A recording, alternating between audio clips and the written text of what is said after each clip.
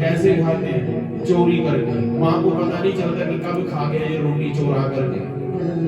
पानी भी पीते हैं तो वो भी, दूध भी पीते हैं वो भी चोरी करके पीते हैं दूध। और आप कह रहे हैं मैं भगवान का भजन करूं, चोरी करना छोड़ दूं ना।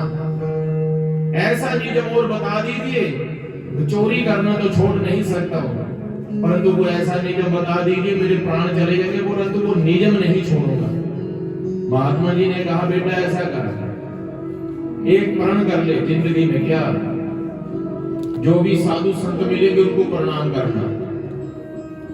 दूसरा, जो साधु संत आए परिवार में घर में बिना भोजन करवाए उनको भेजना नहीं। तीसरा, हमेशा सच बोलना।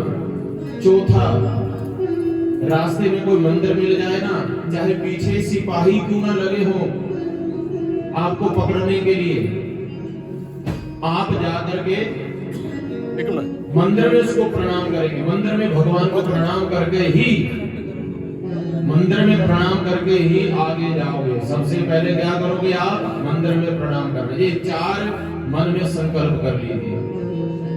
कहा ठीक है महाराज। अब उसने प्रण कर लिया जब भी कोई साधु संत महात्मा मिले दंडवत प्रणाम करे। दूसरा, घर में कोई साधु संत महात्मा आ जाए बिना भोजन करवाए भेजे नहीं। नंबर तीसरा, रास्ते में जो कोई भी मंदिर मिले प्रणाम करे, चाहे वो ठाकुर जी का मंदिर है, चाहे भोलेनाथ जी का मंदिर है, चाहे मां भगवती का। और हमेशा सच बोलना। अब एक दिन क्या हुआ, महात्मा जी रास्ते में मिले, प्रणाम किया। उस लुटेरे ने महात्मा जी के वचन याद आ गए कि महात्मा जी को भोजन करवा करके ही भेजना। और घर में लेके आए, महाराज जी को बैठाया भोजन करने के लिए। कहा बैठिए हमारा भोजन करके जाइए। और रसोई में देखा तो रोटी एक भी नहीं। पड़ोसियों से चुरा के लाया रोटी। कैसे लाया? चुरा करके रोटी लाई, रोटी ला करके भोजन करवा दिलो महाराज। और यही काम करे। एक दिन मन में सोचा कि जो मेरे गुरु है ना, जिन्होंने मुझे ये शिक्षा दी थी, मैं उन गुरु को गुरु दीक्षा दूंगा। गुरु दीक्षा, दक्षिणा दूंगा गुरु मंत्र की।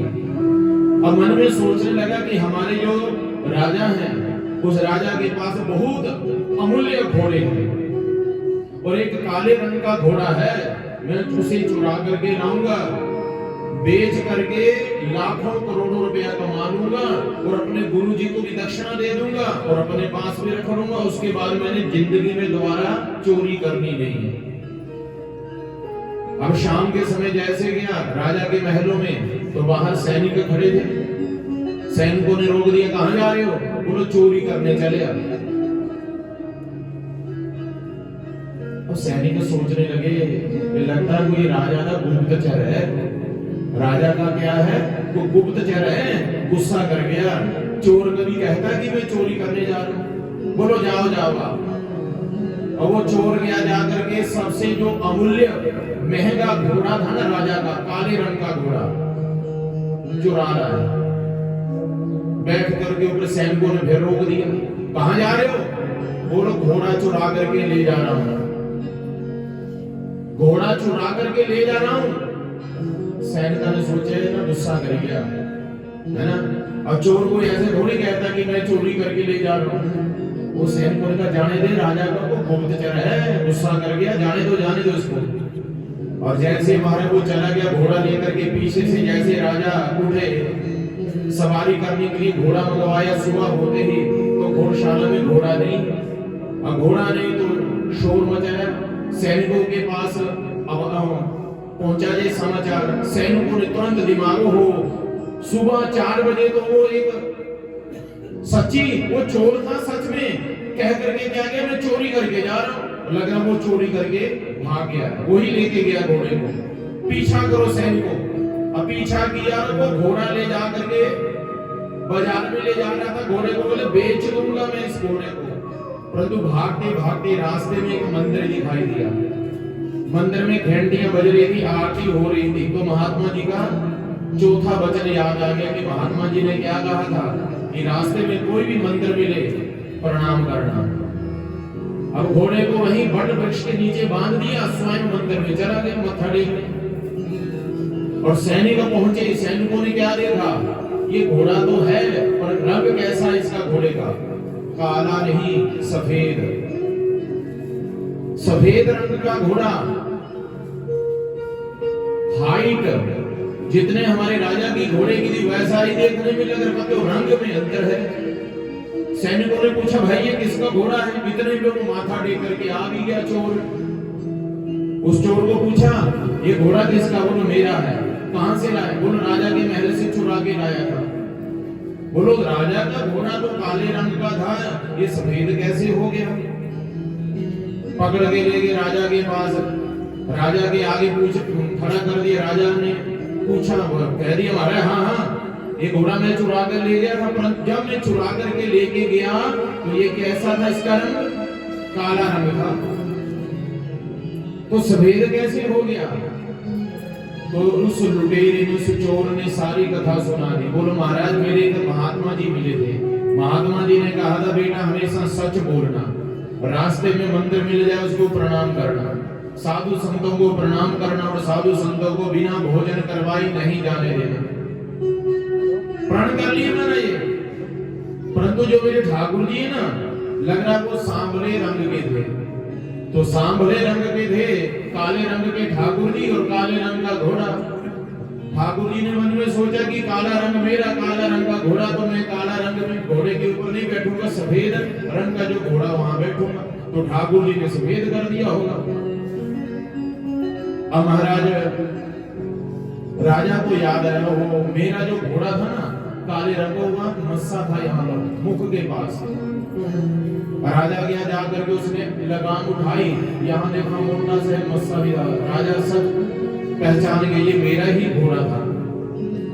अब उस चोर को इतना ज्ञान हुआ कि मैंने तो केवल गुरु के वचनों को मान करके प्रण लिया था कि मैं हमेशा सच बोलूंगा, परंतु यदि मैं श्रद्धा भक्ति भावना से उस नारायण का नाम लूंगा, उनकी सेवा करूंगा, तो क्यों ना मुझे साक्षात वो परम पिता परमेश्वर भगवान के दर्शन न हो जाएंगे। क्या प्रण कर लिया कि आज के बाद चोरी करना भी बंद, लूटना बंद कर दूंगा, हेरा फेरी करना बंद, और उस जगत पिता जगदीश्वर की सेवा में लग गया हमारे। अंत में जब प्राण निकलने वाले थे तो साक्षात भगवान के दर्शन भी हुए उसे। तो इसलिए हे माता बहनों, इतनी लंबी कथा सुनाने का क्या फायदा कि आप भी प्रण कर लीजिए कि हमारे प्राण चले जाएं, परंतु क्या बोलेंगे, सच बोलेंगे। धर्म न दूसरा सत्य समाना। जब उस लुटेरे के ऊपर भी, उस डाकू के ऊपर भी भगवान प्रसन्न हो गए, तो हमारे ऊपर क्या प्रसन्न नहीं होंगे, परंतु सच बोलना पड़ेगा। यदि सच बोलेंगे तो वेद व्यास जी ने आगे भी निमंत्रण दिया है किनको, जो सच बोलेंगे आओ आकर की कथा सुनो। किन्निकम कल्पतरो गलितम फलम सुखमुखमृतं द्रव्य सूर्यतम पिबत भागवतं रसमाल्यं मुहुरो रसिका भूवि भावुकः। आओ रसिको, आओ भावुको, ये भागवत रूपी रस पियो। केवल दो को निमंत्रण दिया, तीसरे को निमंत्रण नहीं दिया, दो को निमंत्रण। रसिका भूवि भावुकः, जो भगवान की कथा के जो रसिक हैं, जो भावुक हो जाते हैं, उनको निमंत्रण दिया। और रसिक किसको कहते हैं, जो भगवान की कथा को सुनते सुनते हंसते भी हैं, और जो भगवान की कथा को सुनते सुनते रोते भी हैं, जो भावुक हो जाते हैं, उनको निमंत्रण दिया। तीसरे को निमंत्रण नहीं दिया।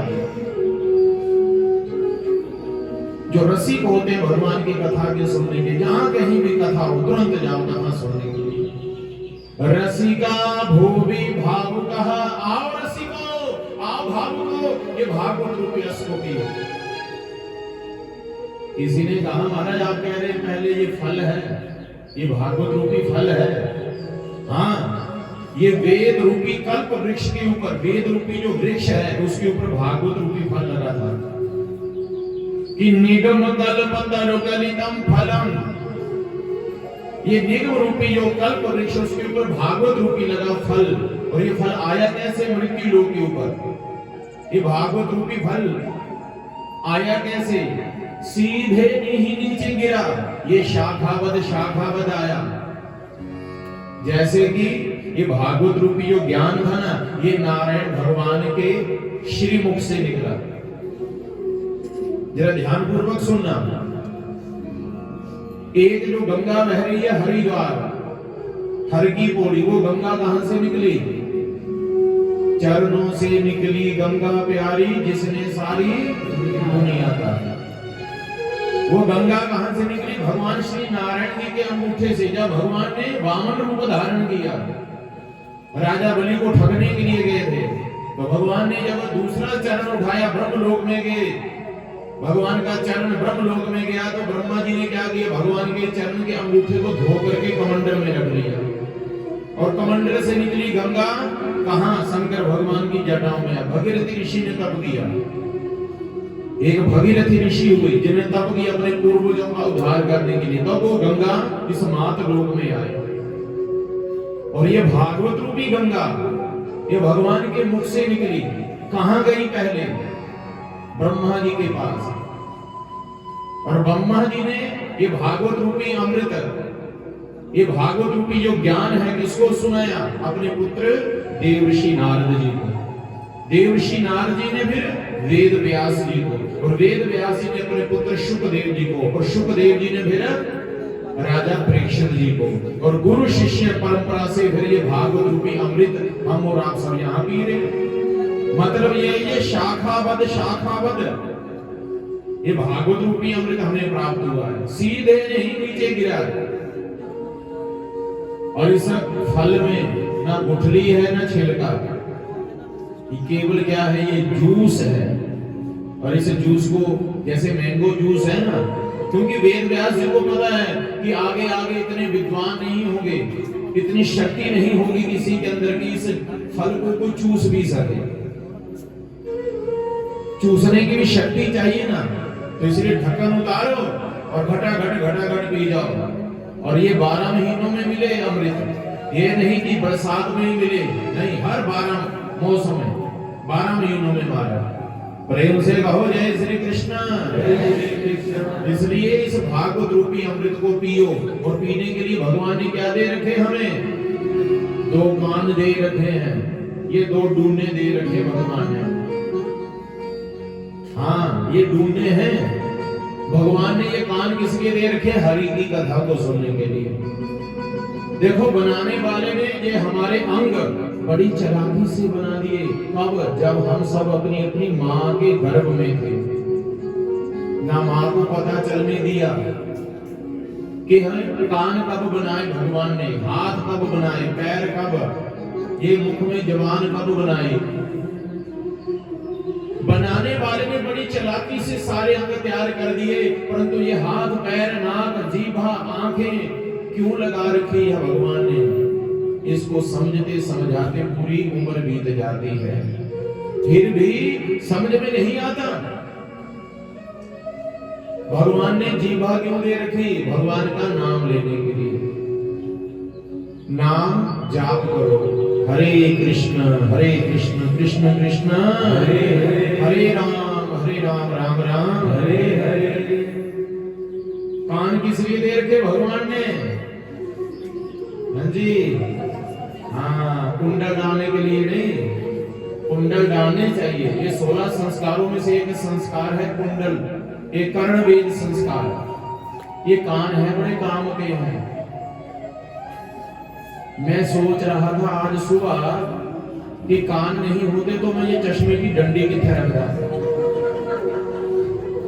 हाँ, कान बड़े काम के। और बताऊं, जब हम स्कूल में पढ़ते थे ना, प्राइमरी स्कूल में, हमारे गुरुजी इन दिनों में क्यों होमवर्क करके क्यों नहीं आए, तेरे काम क्यों नहीं किया स्कूल का, ऐसे कान मरोड़ते मरोड़ते लाल कर देते और क्या बना देते कान का गर्मा गर्म समोसा।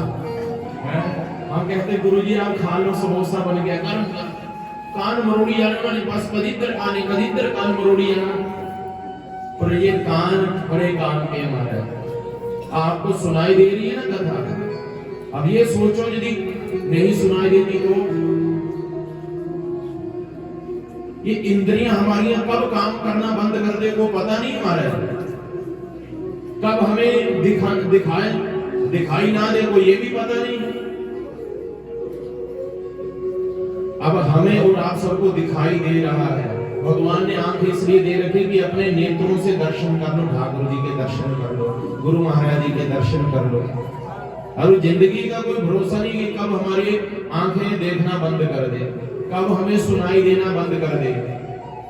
अपने हाथों से सेवा कर लो, प्रेम से कहो जय श्री कृष्ण। भगवान ने देखो सर्पों को कान नहीं दिए, है ना, परंतु देखो सर्प को जब पकड़ने वाला आता है तो वो क्या बजाता है? हाँ जी, बीन बजाता। बस सब पेड़ों के कान होते हैं, सुनाई देता उसको। सर्प को कान होते हैं नहीं ना, फिर चेक करियो जाए क्या जाए। फिर गिनती गए हमारे 2 थे उन्होंने कान या 4 कान थे, सर्प को कान नहीं होते। परंतु देखो उस संगीत में कितनी शक्ति है कि सांप भी नाचता है हमारा। संगीत के अंदर कितनी शक्ति है। प्रेम से कहो जय श्री कृष्ण। भगवान ने हमें कान दे रखे हैं, इसलिए कानों से हरि की कथा सुन लो, अपनी वाणी से भगवान का नाम ले लो, क्योंकि जिंदगी की ना टूटे लहड़ी, वो भजन कर ले घड़ी 2 घड़ी। ओ सांसों की ना टूटे लड़ी, वो कीर्तन कर लो घड़ी 2 घड़ी।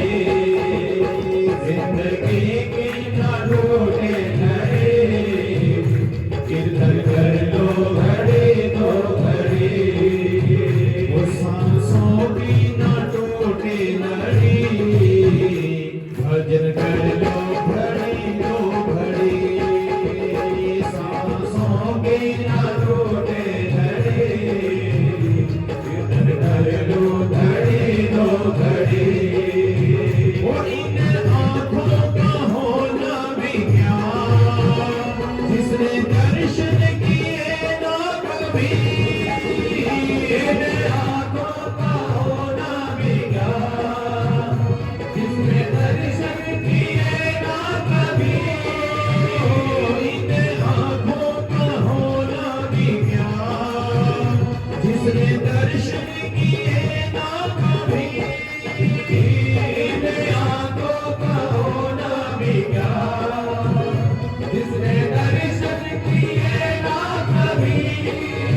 वो दर्शन कर लो घड़ी 2 घड़ी, जिंदगी की ना टूटे लड़ी। जिंदगी की ना टूटे लड़ी, कीर्तन कर लो घड़ी 2 घड़ी।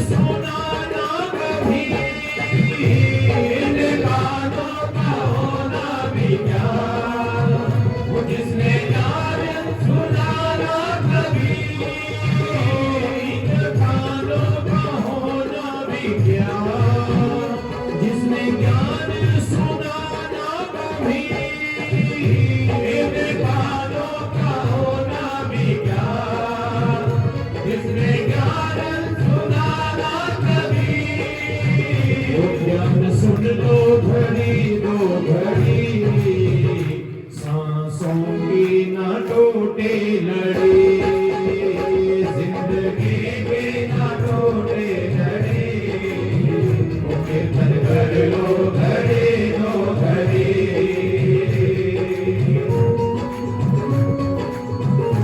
श्री राम है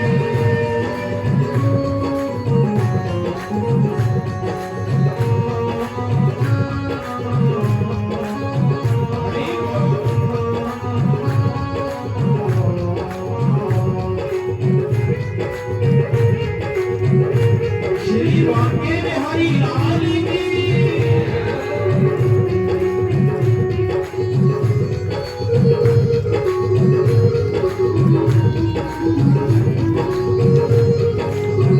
वो इस जीवा का होना भी क्या जिसने भजन न गाया कभी इस जीवा का होना भी क्या जिसने भजन न गाया कभी इस जीवा का होना भी क्या जिसने भजन न गाया कभी इस जीवा का होना भी क्या जिसने भजन न गाया कभी भजन का लो घड़ी दो घड़ी सांसों की न टूटे लड़ी जिंदगी के न टूटे लड़ी हरि कीर्तन कर लो घड़ी दो घड़ी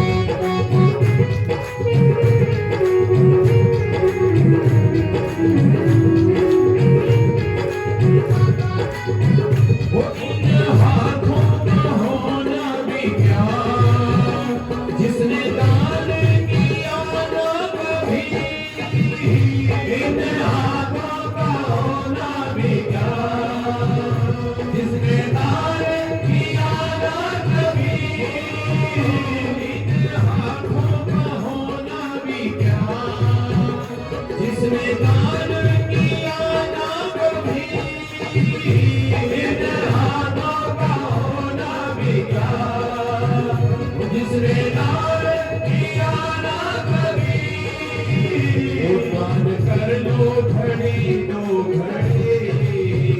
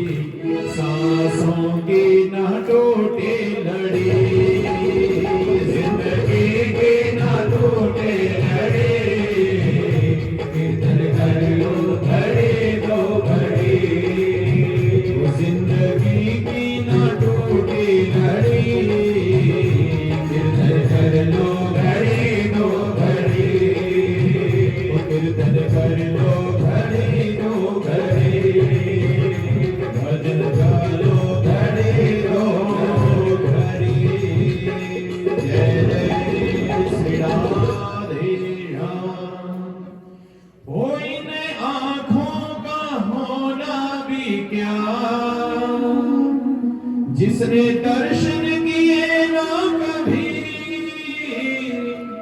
वो दर्शन कर लो घड़ी दो घड़ी, सांसों की ना टूटे लड़ी। कीर्तन कर लो घड़ी दो घड़ी, सांसों की ना टूटे लड़ी। वो इन हाथों का होना भी क्या, जिसने दान किया ना कभी। और सुनो वालों, आप तो इतने अच्छे दानी हो, दिल खोल करके दान करते हो। इतना दान किया आपने कि देखो महाराज जी की कृपा से, ठाकुर जी की कृपा से कितना सुंदर भव्य भवन का निर्माण हो गया महाराज। कितना सुंदर भवन बन गया है। ये ठाकुर जी की कितनी कृपा, भागवत जी की कितनी कृपा। क्योंकि भागवत में भी कहा गया कि पुण्य कर्म करने के लिए भगवान मौका कभी कभी देते हैं, और पाप कर्म करने के लिए एक बार मौका मिलता है, परंतु पुण्य कर्म करने के लिए मौका कभी कभी मिलता है। इसलिए वो दान कर लो घड़ी दो घड़ी, सांसों की ना टूटे लड़ी। जिंदगी की ना टूटे लड़ी, दान कर लो घड़ी दो घड़ी। भागा होना भी क्या, जिसने भजन ना गाया कभी। सभी भागा होना भी क्या, वो जिसने भजन ना गाया कभी।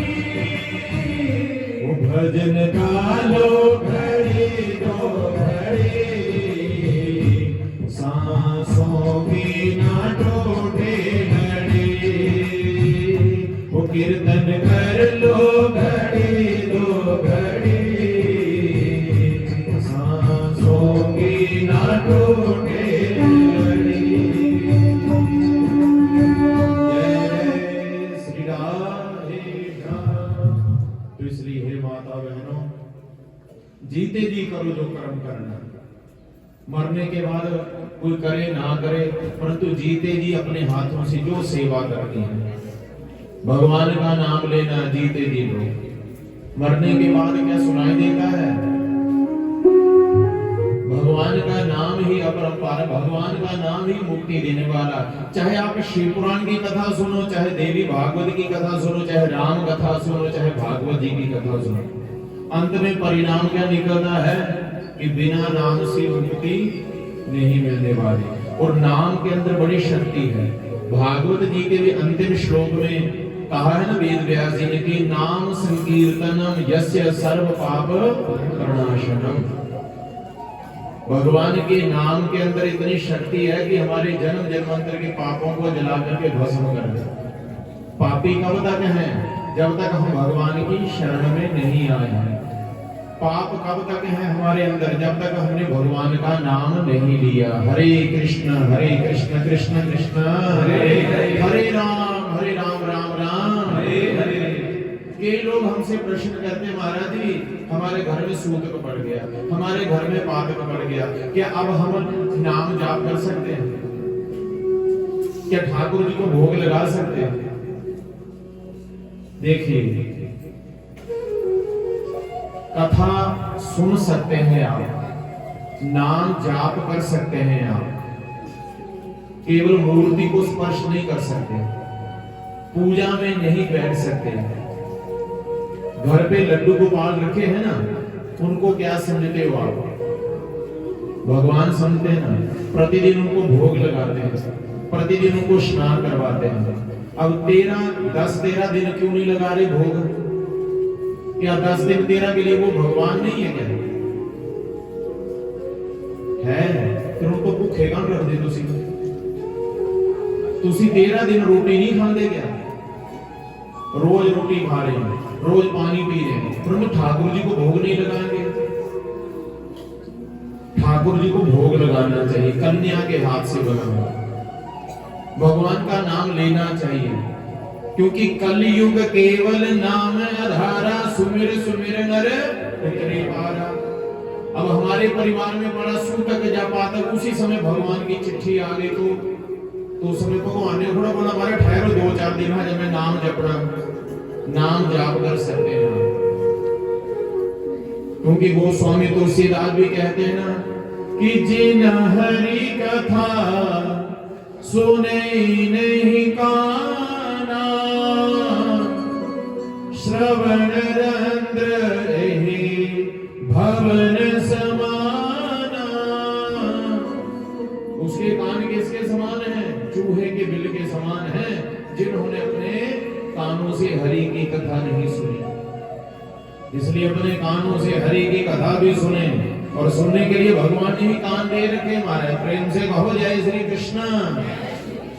फिर आगे प्रसंग आता है भागवत जी की कथा में। शौनक जी ने श्री सूत जी से प्रश्न किए, और ये कथा कहां पर हो रही है? नैमिषारण्य, जो परम पवित्र स्थान है हमारे लिए। यही नैमिषारण्य परम पवित्र स्थान बना हुआ, ये कुटिया। सूत जी महाराज जी कहां बैठे हैं? नैमिषारण्य, जो परम पवित्र स्थान है। भागवत जी की कथा यहीं से शुरू होती महाराज। शौनक जी ने सूत जी से प्रश्न किया, ये स्थान कैसे बना नैमिषारण्य? जरा सुनना ध्यान पूर्वक। भगवान ने भी अपने हाथ से सुदर्शन चक्र छोड़ा था, कल आपने कथा में सुना। सुदर्शन चक्र छोड़ा महाराज, वो सुदर्शन चक्र घूमते घूमते वन में गया, नेमी लगी, नेमी लगने से उस स्थान का नाम नैमिषारण्य पड़ा था। ऐसे ही ये सुदर्शन चक्र हमारा शरीर है। ये शरीर भी घूम रहा था, कभी दिल्ली, कभी बॉम्बे, कभी जलंधर, कभी होशियारपुर, कभी उन्ना, कभी तलवाड़ा, कभी हमीरपुर, घूम रहा है हमारा शरीर। और इस सुदर्शन चक्र की नेमी क्या है? इस सुदर्शन चक्र की नेमी है हमारा मन।